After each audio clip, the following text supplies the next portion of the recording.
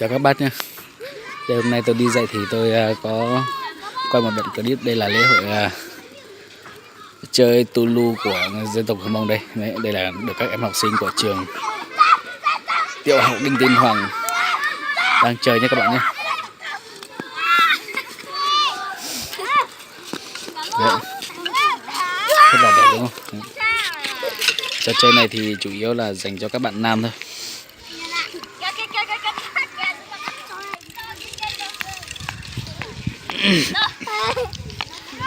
Đây, xem đấy.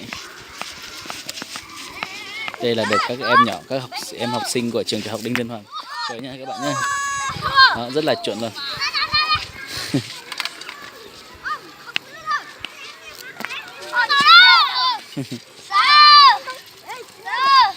Trò chơi rất là vui.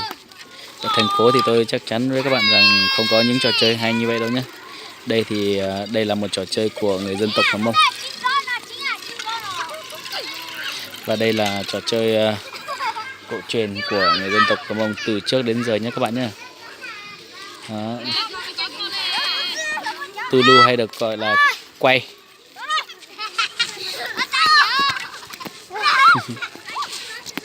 Đó.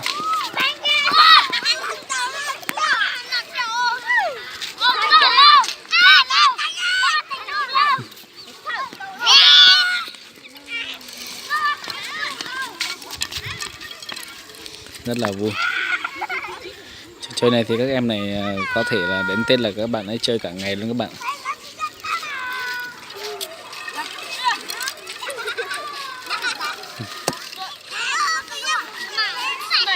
Có một em chơi rất là chuẩn.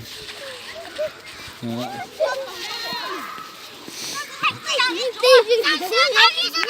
Rồi một cái này.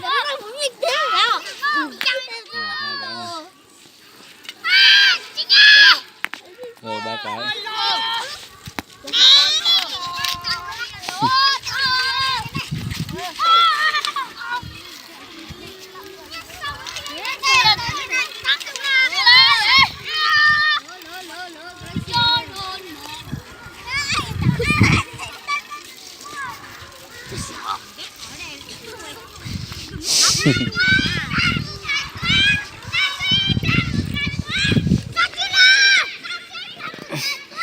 Chơi đi các bạn, chơi đi.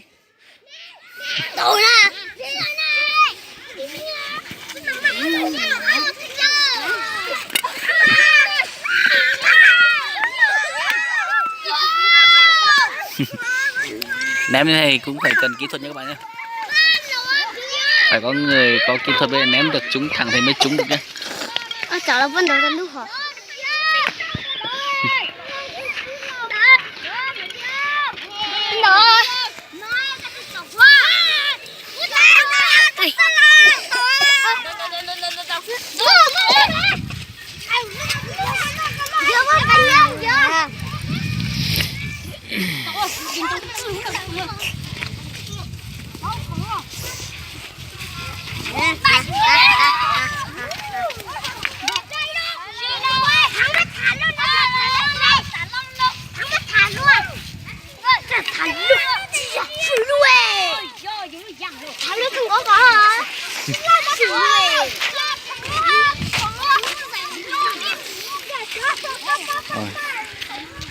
Chào các bạn nhé. Tôi sẽ quay một video khác để cho các bạn xem vào một dịp Tết. Tết gần đây thì chắc là sẽ có rất là nhiều người chơi. Bởi vì ở chốn thôn quê này thì học sinh với lại người đồng bào thiểu số tại đây thì chủ yếu là chơi những trò chơi đơn giản như thế các bạn ạ. Còn bây giờ thì tôi phải xuống lớp. Đó. Tôi đưa các bạn vào lớp. Tôi sẽ hôm nay thì tôi cho các cháu học. Tôi thấy các bạn nhỏ trên này chơi vui quá, tôi lên quay cho các bạn xem. Thì mong và hy vọng là các bạn sẽ ủng hộ kênh của tôi nữa, kênh Sắc Màu Cao Nguyên nhé các bạn nhé. Rồi các bạn xong chưa? Làm cái gì đây? Con làm cái gì á?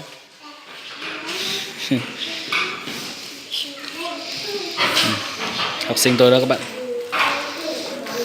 Rồi bây giờ thầy nói này, Đất nặng của bạn nào thì bạn nó cất gọn gàng vào cho thầy nhá. Xếp gọn gàng vào và mang đi cất vào trong tủ nhá. Rồi sau đó lớp mình ra ngoài vệ sinh nhá. Thôi chào các bạn nhé. Hiện tại hẹn gặp lại các bạn vào một video mới nhất. Thì video này thì tôi kết thúc tại đây và để có thể xem video tiếp theo của kênh Sắc Màu Cao Nguyên thì các bạn nhớ đăng ký kênh của tôi và like, chia sẻ giúp tôi nhé. Xin chào và hẹn gặp lại các bạn vào một video mới nhất này.